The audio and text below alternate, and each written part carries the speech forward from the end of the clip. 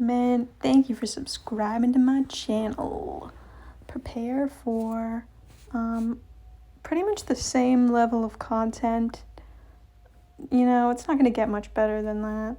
They're just silly, goofy vlogs. Don't ask for too much. But yeah, whoa, new subscribers. Can I get a round of applause? Okay, you flatter me. But let's hop into the next segment, which is the actual video. Slay. Okay, so one thing that really surprised me since being here is how quickly the weather changes. Like, 1 second I'm just vibing, it's sunny skies, walking down the street. Next second, it's pouring rain. The rain's like sideways, you know, and it's windy.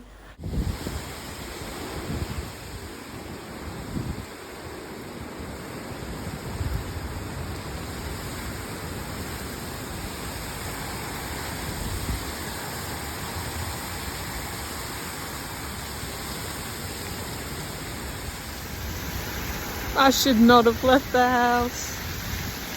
Sorry. Yeah. Oh, look at the weather here, man. The time it takes for me to put on my rain jacket, it stops raining and it's sunny again. Like, literally soaked. My god. Look at my leg. Then I went to the convenience store, which in New Zealand is called a dairy, so I could get some chips. Because I like to do a chip walk, where I like open the bag in my tote and just like munch as I walk. Sue me. Man, I'm fighting the elements to bring you this footage. It's very windy.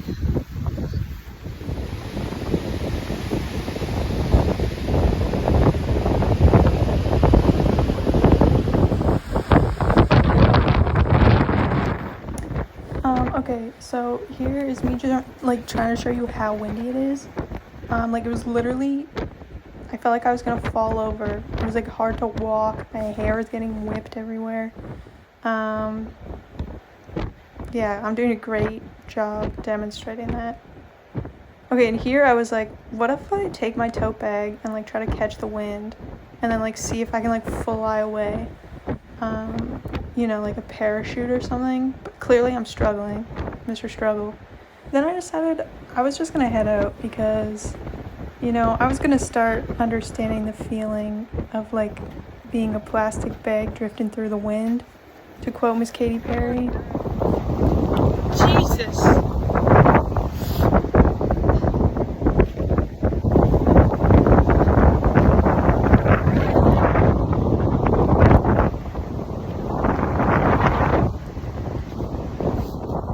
So later I checked to see how windy it was, and oh my god, like when it's this windy in Victoria, there's like a wind warning and they like advise you to stay indoors and not leave your home. But I guess it's like normal in Auckland.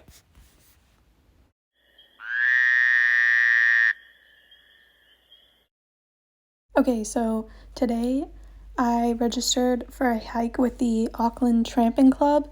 So they don't really use the term hiking in New Zealand, they use the word tramping, which I thought is cool. So they drove everyone to the hike in the club bus. And this hiking club is mostly like older men, which is fine. There were a few people my age though. But they were really nice and they let me ride in the front seat so I could get like a more scenic view of the drive there. I don't know, must be like my pretty privilege or something. Okay, but this was our starting point. It's called Kawakawa Bay. So here is a lovely map of the hike. Yeah, so we started at Kawakawa Bay, walked on the road until we got to Waiti Bay. And from then on, it was all along the beaches and it's kind of like scrambling across these rocks. It was rated like medium difficulty or something, but there were like a lot of older people there, so I was like, you know, if they can do it, I can do it. And it was like 11 kilometers. And it was really important that you have a low tide when you do this hike, because at some point you actually can't cross the rocks unless it's a low tide. But yeah.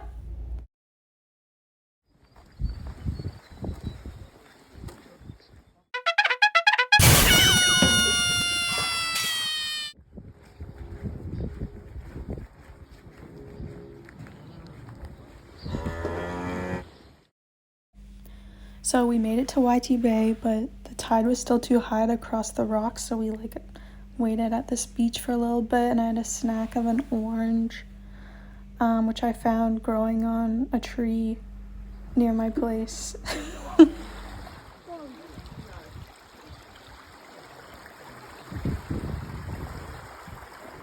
All right, and then we headed towards Tawitokino Beach, which was up a set of stairs, which had me wheezing a bit. I turned my pants into shorts, which was pretty sick. But yeah, after this is like the only uphill part. You go up the stairs and then it's down a set of stairs and then you get to the beach and it's so beautiful. Like just look at that.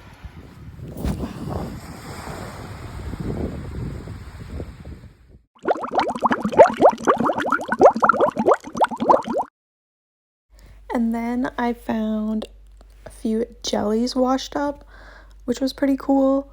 And after looking into it, it's actually also called a lion's mane jelly, which is the same common name that we have for one back in the Pacific Northwest.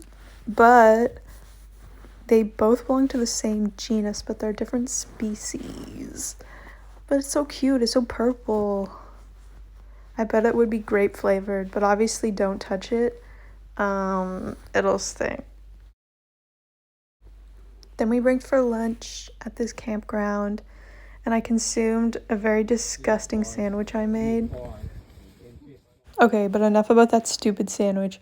Let's move on to some cool finds from some tide pools, baby. Okay, when I first saw this, I literally like whipped out my camera at the speed of light and took a picture of it, and I was like obsessed. Because I've never seen anything like it before. It's so cute. It's like, it looks like a chain of beads or something. And I was like, oh my god, it must be like really rare. And then I turn a corner and there's like a tide pool full of it. And I was like, oh, okay. So it's like, you know, around. And then I turn another corner and it's like covering every single rock. And I was like, oh, okay, cool. And I looked it up later, and essentially, if my marine bio friends are watching, it's like getting excited over seeing fucus, which is honestly kind of embarrassing. But you gotta admit, like, it's way cuter than fucus. Like, it's literally looks like a necklace. It looks fashionable. It's called Neptune's necklace. Like, stop. I love it. Wow, now that's a lot of oysters.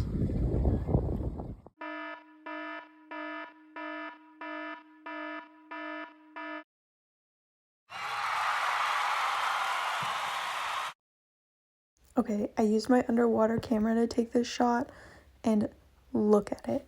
It's so beautiful, oh my god. Look at all those little white spots. Okay, but for real, he's so cute. He's a lemon nudibranch, and a scientific name, your mom. Just kidding, I googled it. Dendrodoros citrina. Stop. Like citrus, like lemon. Oh, I love it. Okay, I'm pretty sure these are Mediterranean fanworms, which are an invasive species. You can probably tell from the name. Okay, and quickly, I saw this stupid mussel. I even hesitated to include it because it's so boring. But you know what? This one's for you, Brenna. Here's your stupid mussel. bone apple teeth. Okay, but I really had to pick up the pace because I was falling behind a bit because I was stopping to take a picture of every tide pool. I got to go through this little rock cave, which was fun. I'm going through the tunnel.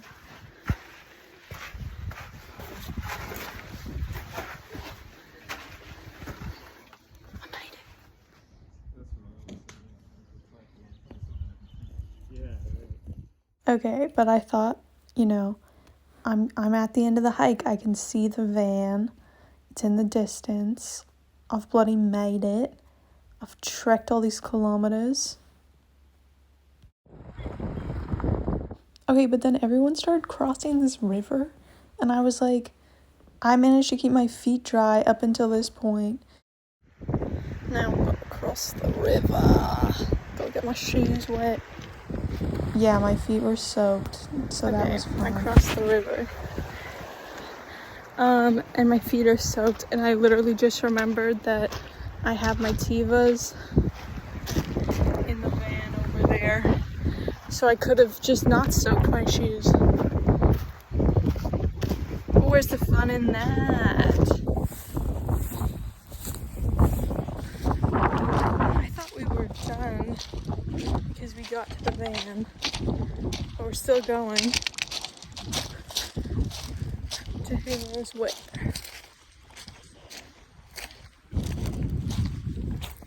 Okay, so I thought we were done when we got to that point, but we're actually finishing where the star is. So there's still a little ways to go. And you can see in this clip here that they told us like where that like red house is the actual end point. But I still got to see a bunch of cool stuff. Like this transparent fish that was like caught in a tide pool. And this rock that like, is that a fossil? I don't really know. This rock was pretty cool. Like, look at all those colors. It looks like clay. Oh, trypophobia, trigger warning. This rock had holes. And I don't know what this is. Some sort of sponge. But we made it. I made it. I did that. Go me. Oh, putting on the Tevas. Wish I did that earlier. Wouldn't have that been nice? But I did it. I finished. And I sat in the back of the bus on the ride back. Seemed only fair. Okay, but at this point, I was like really, really hungry because I'd only had like half a kiwi in the morning and that like terrible sandwich for lunch. And all I could think about was having a baked potato. Unfortunately, I've just moved to a new country and I don't have anything to make a baked potato except the potato itself. So and I also didn't feel like baking it, so I put it in the microwave and I ate it with spaghetti. I mean, it's like basically gnocchi. Okay, but like before you judge me too hard, like I don't even have butter. I don't have anything to put on the potato. And you know, like it wasn't even that bad. I also looked up a recipe. I wasn't sure how long to put it in the microwave. But still, you know, okay, a good analogy for like moving to a new country and like the first meals that you make yourself is like when you first spawn in Minecraft and you're like feeding Steve like an apple that fell off a tree and like a baked potato, if that, you know? Like, that's how I'm eating these days. But yeah, it's rough out here. Thanks everyone for watching. Love y'all. Don't forget to smash that subscribe button, drop a like. Please drop a comment. I'll respond to comments. I'm really bored.